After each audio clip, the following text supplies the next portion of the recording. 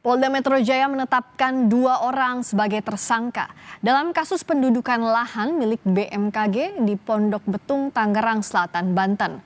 Sebelumnya polisi menangkap 17 orang terkait pendudukan lahan milik BMKG di Pondok Betung, Tangerang Selatan.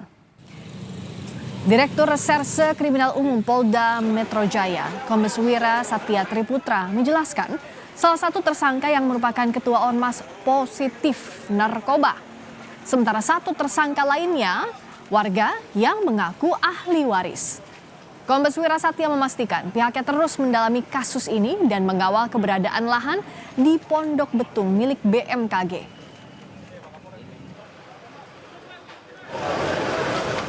Kasus di BMKG bahwa Polda Metro maupun Polres Tangerang terus akan memantau situasi keamanan di lahan BMKG yang terletak di Pondok Aren, sehingga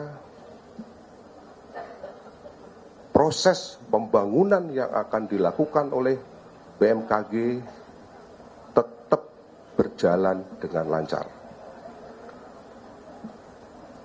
Kemudian yang kedua, terhadap Ketua Grip Jaya Tangsel yang kemarin kedapatan positif narkoba, akan kita lakukan proses pendalaman lebih lanjut, baik itu secara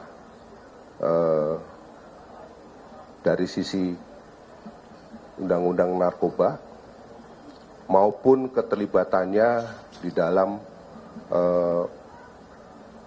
memasuki pengarangan orang atau menguasai lahan.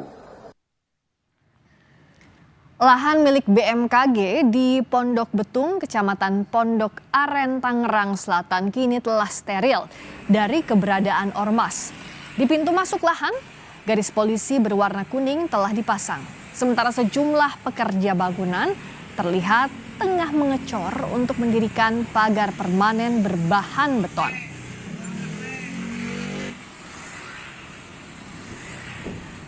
Sebelumnya Polda Metro Jaya menangkap 17 orang terkait kasus pendudukan lahan tanpa hak milik BMKG di Pondok Aren, Tangerang Selatan, Banten.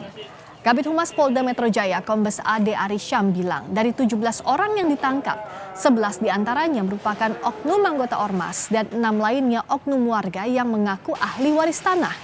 Penangkapan ini merespons laporan BMKG terkait pendudukan lahan seluas 127.780 meter persegi ini ke polisi.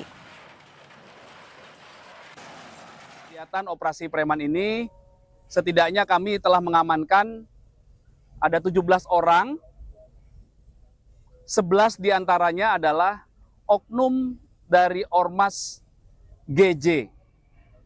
Kemudian 6 diantaranya adalah ahli waris yang mengaku sebagai ahli waris di tanah ini. Selanjutnya, di sisi lain proses hukum juga masih terus berjalan karena Direktorat Reskrim Polda Metro Jaya telah menerima laporan polisi dari BMKG terkait dugaan tindak pidana menguasai lahan tanpa hak, kemudian dugaan tindak pidana penggelapan hak atas barang tidak bergerak, dan dugaan tindak pidana